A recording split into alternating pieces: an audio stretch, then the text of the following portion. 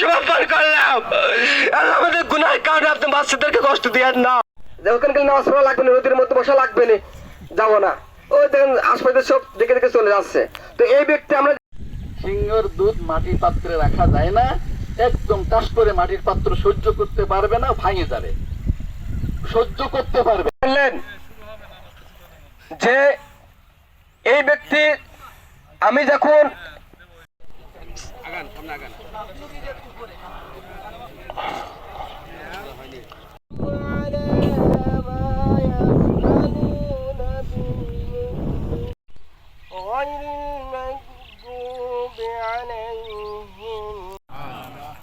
আর এই ব্যক্তি বলছে এই ব্যক্তি মসজিদে আসতো, কথাগুলো শুনতো। আল্লাহ আপনি বড় কামনা গরিব।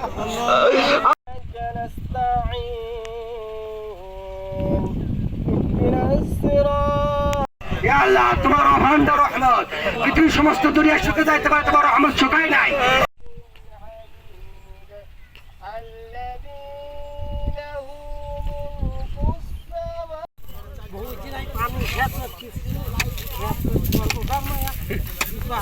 আল্লাহ রসুলের বাণী হিসাবে আমরা এখানে আসছি।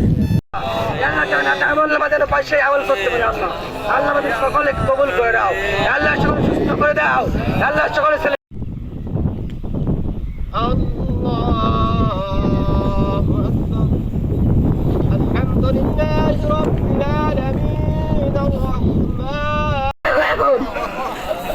আল্লাহ তোমার রহমতে, আল্লাহ তোমার রহমতে আমাকে নৈরাশ হয়ে নাই। আল্লাহ আল্লাহ একবার তাকাও। আল্লাহ নামাজের কোনো ফরজ নামাজের কি নেবে, হিসাব নেবে, কিন্তু এই জন্য আমরা চেষ্টা করবো ফরজ নামাজ জন্য আমাদের থেকে ভাইরে চাচারে দাদারা বলে তাদেরকে একত্রিত করে নিয়ে আসবেন ইনশাআল্লাহ।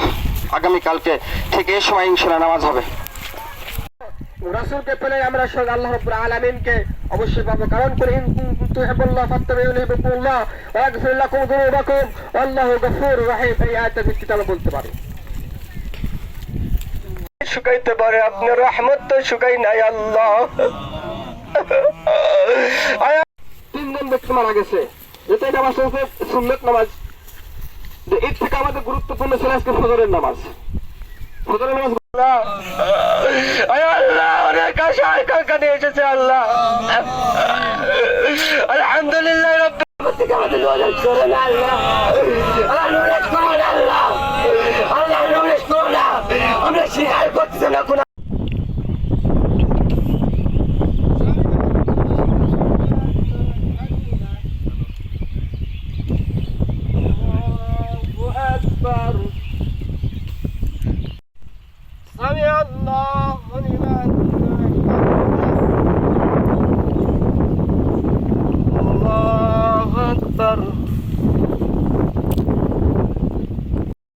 আল্লাহ তোমার রহমতের পানি দাও। আল্লাহ আল্লাহুম্মা রাব্বি হাওয়া কামা রাব্বানি সগীরা সুবহান রাব্বিকা রাব্বিল ইজ্জাতি আম্মা ইয়াসিফুন ওয়া সালামুন আলাল মুরসালিন। আল্লাহ মওতের সময় আমাদের সকলের জবানে সুস্থতার সঙ্গে সহিভাবে আল্লাহ ঈমান নিয়ে কালিমা পড়তে পড়তে আল্লাহ মৃত্যুর কোলে আল্লাহ ঢলতে পারে কালিমাতুত তয়্যিবা লা ইলাহা ইল্লাল্লাহু মুহাম্মাদুর রাসূলুল্লাহ সাল্লাল্লাহু আলাইহি ওয়াসাল্লাম।